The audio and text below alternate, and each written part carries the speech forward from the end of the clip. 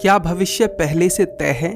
अगर हाँ, तो बुद्ध का ये कहना कि मैं उस भाग्य पर विश्वास नहीं करता जो मनुष्य के कर्म से अछूता है, क्या गलत है? बहुत सारे लोगों के मन में सवाल है कि जब बुद्ध का जन्म हुआ था तब असित मुनि ने यह भविष्यवाणी करी थी कि सिद्धार्थ बड़े होकर सन्यासी बनेंगे।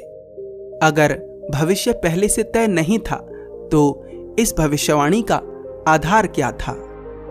गौतम बुद्ध ने बहुत सारी बातें कही, पर दुर्भाग्य की बात यह है कि ज्यादातर बातों को समझा ही नहीं गया।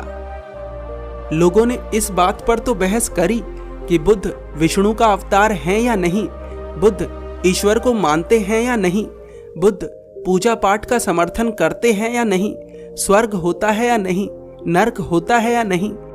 पर लोगों ने इस बात पर ध्यान नहीं दिया कि बुद्ध की मुख्य शिक्षा क्या थी। लोगों ने बुद्ध की उंगली को तो देखा, पर उस तरफ नहीं देखा जिस तरफ बुद्ध इशारा कर रहे थे। गौतम बुद्ध जब ये कहते हैं कि मैं उस भाग्य पर विश्वास नहीं करता जो मनुष्य के कर्म से अछूता है, बुद्ध के द्वारा कही गई इस बात का बिल्कुल भी ये अर्थ नहीं है कि आपका भाग्य पहले से लिखा हुआ नहीं है। बुद्ध की इस बात का अर्थ है कि अगर भाग्य पहले से लिखा हुआ भी है तो उसे आपके कर्म के द्वारा बदला जा सकता है। अगर एक कड़वी बात बोलूं तो जन्म से पहले आप क्या थे और मृत्यु के बाद आप क्या हो जाएंगे, इन दोनों ही बातों के बारे में आपको कुछ नहीं पता, तो आप कौन होते हैं अपना भाग्य लिखने वाले? ना हृदय आपकी मर्जी से धड़कता है, ना सांसें आपकी मर्जी से चलती हैं, ना रक्त आपकी मर्जी से बहता है।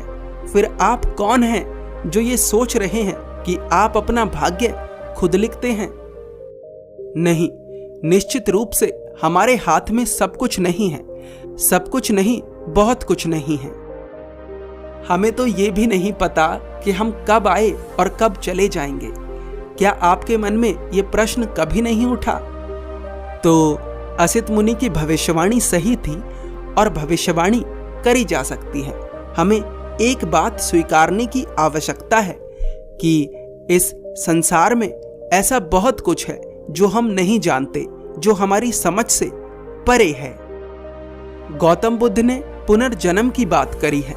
बुद्ध ने बात करी है कि हम अपने अच्छे कर्मों के द्वारा उनका फल इकट्ठा कर सकते हैं और उस फल का उपयोग हम कभी भी कर सकते हैं।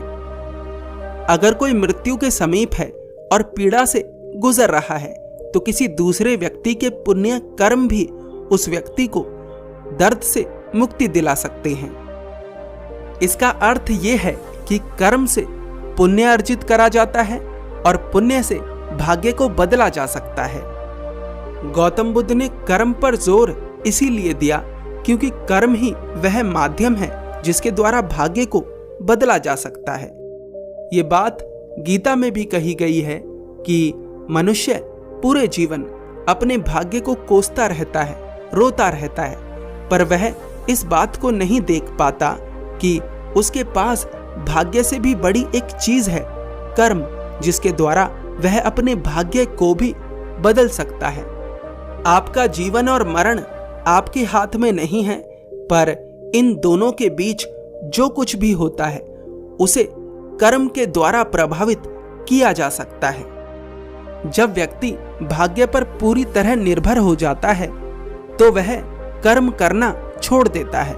ऐसी स्थिति में व्यक्ति का विनाश होना निश्चित है। इसीलिए जिस चीज पर ध्यान देना व्यर्थ है, बुद्ध ने उसके बारे में बात ही नहीं करी। तो भाग्य निश्चित रूप से तय है, इस बात का सबसे बड़ा प्रमाण है जीवन और मरण। पर इन दोनों के बीच में जो कुछ भी होता है उसे आपका कर्म प्रभावित करता है। गौतम बुद्ध की मुख्य शिक्षा है ध्यान। जो ध्यान नहीं करता उसने बुद्ध को नहीं सुना, उसने बुद्ध को नहीं समझा। पर लोगों का जोर किस बात पर होता है? लोगों का जोर है बौद्ध धर्म पर, पूजा पाठ के विरोध पर, ईश्वर के विरोध पर। एक कमाल की बात बताऊं, बौद्ध धर्म कोई धर्म नहीं है। अब इस बात पर लोग मेरा विरोध कर सकते हैं। तो विरोध करने वालों से मेरा एक प्रश्न है, गौतम बुद्ध ने अपने पूरे जीवन लोगों को सभी जाति धर्मों से ऊपर उठना सिखाया या नहीं? क्या गौतम बुद्ध के भिक्षु सभी जाति धर्मों से नहीं आते थे? क्या उनके अनुयायी सभी जाति धर्मों से संबंध नहीं रखते थे? बुद्ध की शिक्षा, बुद्ध का सानिध्य हर किसी को प्राप्त था, चाहे वह किसी भी जाति धर्म से क्यों ना हो। तो जिसने सभी जातियों व धर्मों से ऊपर उठना सिखाया, क्या वह खुद कोई धर्म बना सकता है? क्या वह खुद कोई वर्ग बना सकता है? सोचकर उत्तर दीजिए। तो बुद्ध का धर्म बौद्ध धर्म नहीं है। यदि बुद्ध का कोई धर्म है तो वह है मनुष्यता। और ये मैं नहीं कहता, इस बात को गौतम बुद्ध के द्वारा किया गया छोटे से छोटा कृत्य भी चीख चीख कर कहता है। आज बुद्ध के नाम पर न जाने क्या क्या हो रहा है। लोग बुद्ध को गालियां तक दे रहे हैं, पर क्या गालियां देने वाले जानते हैं कि बुद्ध कौन थे? उन्हें समझना चाहिए कि जिन कृत्यों के कारण वे बुद्ध को गालियां दे रहे हैं, क्या बुद्ध ने वे कृत्य करे थे? बुद्ध मांस नहीं खाते थे, पर जो लोग आज मांस खा रहे हैं और खुद को बुद्ध का भिक्षु बता रहे हैं, वे बुद्ध के भिक्षु नहीं हो सकते। अरे बुद्ध तो इतने करुणावान थे, इतने दयावान थे कि बचपन में एक पक्षी का दर्द देखकर व्याकुल हो उठे थे। वे किसी का मांस खाने की अनुमति कैसे दे सकते हैं? बुद्ध को समझना है तो ये मत देखिए कि आज लोग उनका नाम लेकर क्या कर रहे हैं। आज लोग अपने आप को बुद्धिस्ट कहकर क्या कर रहे हैं। अगर बुद्ध को समझना है तो ये देखिए कि उन्होंने क्या करा था।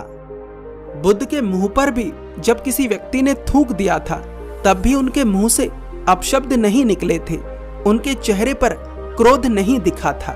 पर आज कुछ लोग बुद्ध का नाम लेकर कि वे बुद्धिस्ट हैं, स्टेज पर चढ़कर बदला लेने की बात कर रहे हैं, प्रतिशोध लेने की बात कर रहे हैं।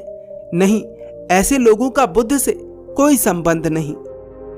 अगर किसी के साथ गलत हुआ है तो वह बदला ले सकता है, इसमें कुछ गलत नहीं। पर गेरुआ वस्त्र धारण कर कर खुद को बुद्धिस्ट बताकर बदला लेने की बात करना बुद्ध का अपमान है, क्योंकि बुद्ध ने कभी किसी से बदला नहीं लिया। देवदत्त बुद्ध का चचेरा भाई, उसने पूरे जीवन बुद्ध के विरुद्ध षड्यंत्र रचा। उसने बुद्ध को मारना तक चाहा, पर उसके अंतिम समय में भी बुद्ध ने उसे करुणा दी, दया दी, प्रेम दिया। ऐसे थे बुद्ध। मेरी आप लोगों से हाथ जोड़कर विनती है कि बुद्ध के नाम को बदनाम मत करिए। आपके साथ गलत हुआ, आप बदला लेना चाहते हैं, लीजिए, कोई समस्या नहीं है। पर कृपा कर ये मत कहिए कि आप बुद्धिस्ट हैं। जो बुद्ध का अनुयायी है और जो वास्तव में अनुयायी है, उसका स्वभाव बदला लेना नहीं हो सकता। अगर मेरी बात से किसी को चोट पहुंची हो तो मैं क्षमा चाहता हूं, पर जब मैं बुद्ध के नाम को बदनाम होता देखता हूं तो मेरा हृदय भी पीड़ा से भर उठता है।